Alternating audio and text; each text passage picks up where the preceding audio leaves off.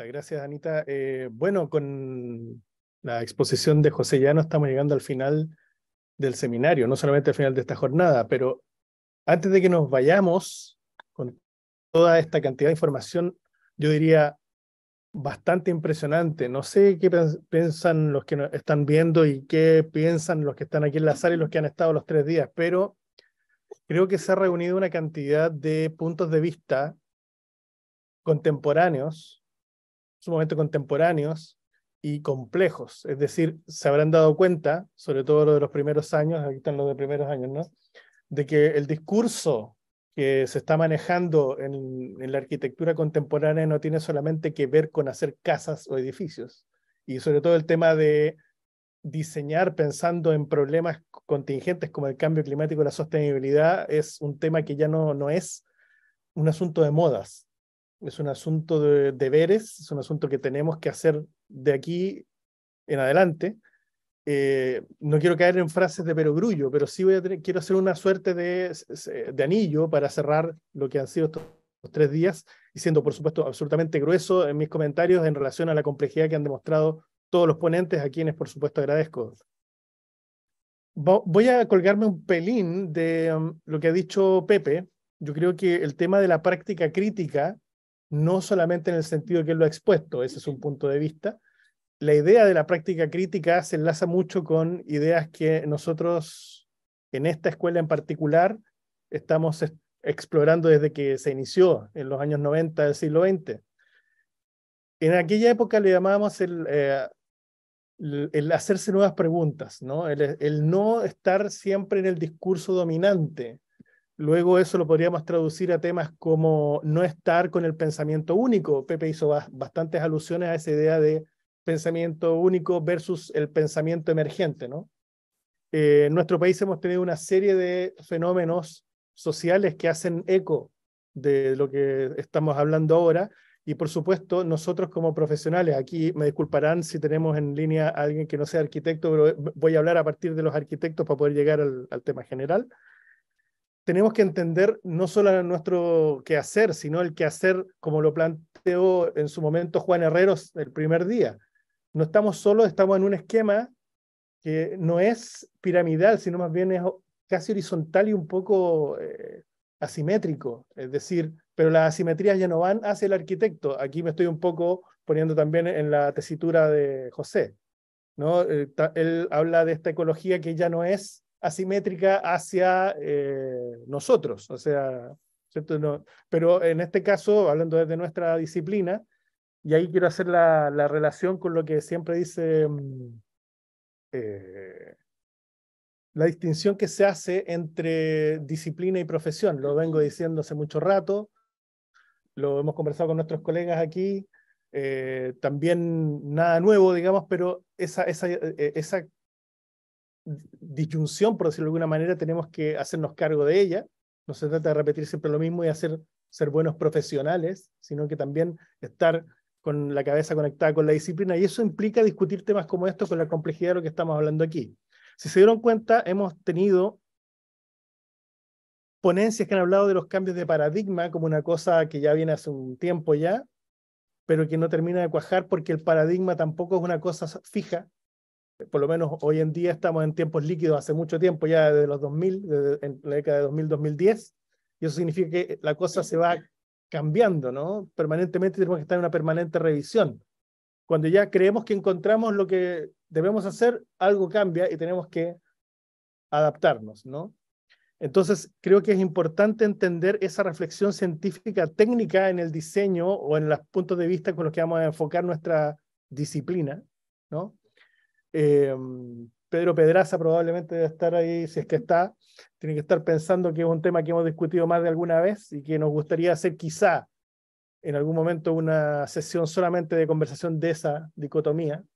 El tema de la colaboración, no más pensamiento único, decía, la urgencia del cambio. Entendamos que, a ver, sostenibilidad y cambio climático no es un tema, insisto, de moda, es un tema que tiene que ver con la superación de umbrales, la superación de límites sistémicos. Eso creo que lo han dicho todos, de una u otra forma lo han dicho. ¿Qué significa superar un límite? Lo que decía José, oye, hay un momento en que los intereses privados revientan los intereses públicos, en suma, ¿no? Que en algún momento lo dice. ¿Qué significa superar un umbral? Que estamos producto de la combustión de combustibles fósiles, estamos generando que se caliente el planeta. Ok, eso es superar otro umbral. Las cosas están medidas y eso es importante, hay que medirlas. Yo quiero hacer énfasis que el periodo exploratorio, por ejemplo, que se plantea de denunciar, la denuncia está muy bien, aquí Pepe me va a decir, eso lo vamos a tener que discutir, pero la denuncia está muy bien, pero la denuncia tiene que expresarse en algo.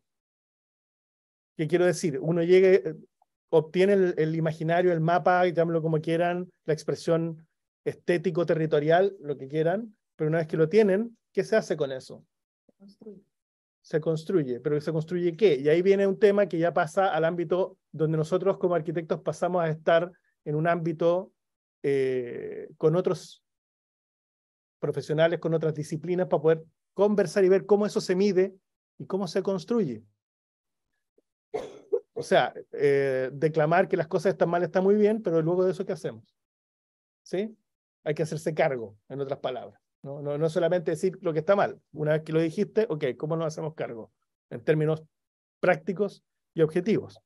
Por ejemplo, se me vino a la mente el tema a propósito de la exposición que hizo una colega de la Universidad de los Lagos, en la que presentó todo este tema, que a lo mejor ustedes lo encontraron absolutamente árido, el tema de trabajar, ¿no es cierto?, con microorganismos, lípidos, transformarlo esto qué sé yo, en biocombustible. Biotecnología con microalgas.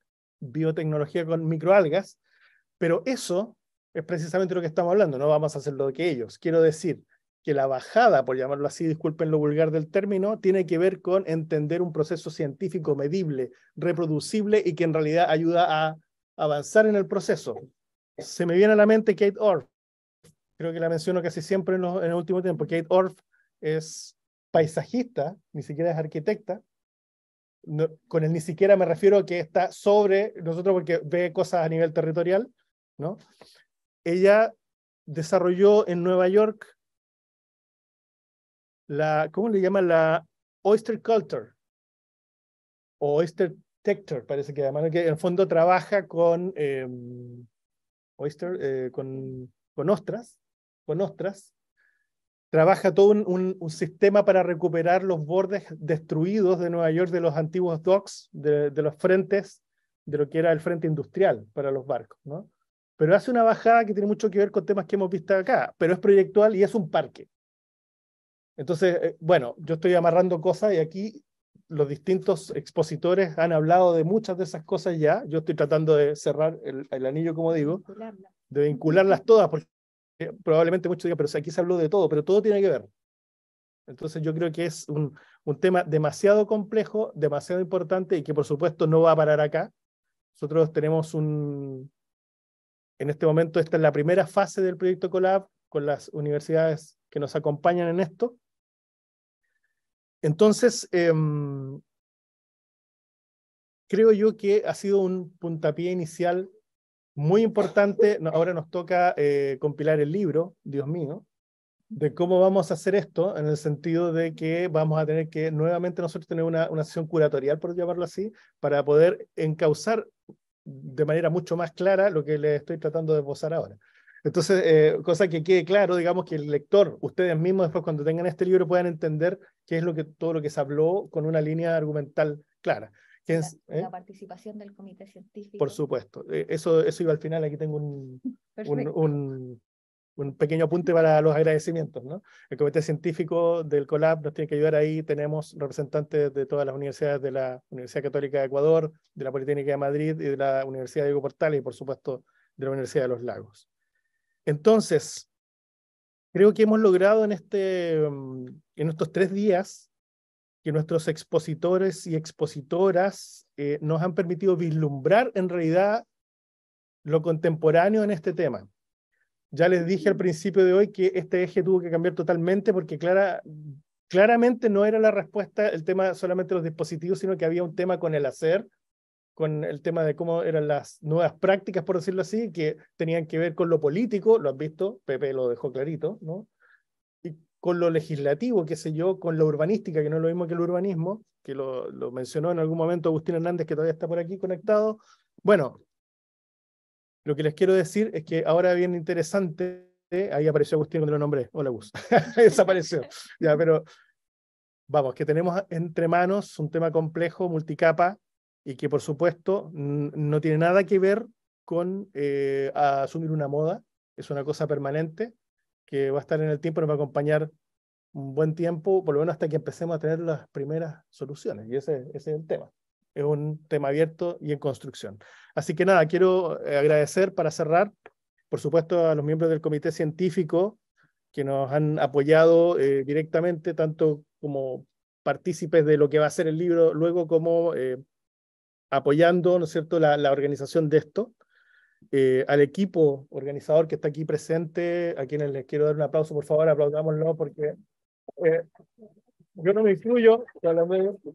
Andrés se unió valientemente a participar con nosotros en esto. Bueno, por supuesto, a todas las expositoras y expositores que han estado con nosotros los 3 días, perdón. Los profes de primer año que lograron sobrevivir a esta sesión que están por ahí arriba, parados más encima. Bueno, y nada, a ustedes y a los que nos han visto por Ulagos TV estos 3 días por estar con nosotros en esta primera versión de este Seminario Internacional Colab, que esperamos pronto estemos nuevamente con ustedes. Así que nada, muchas gracias a todos por venir, gracias a los que se han conectado y seguimos. Salió como del presidente, seguimos.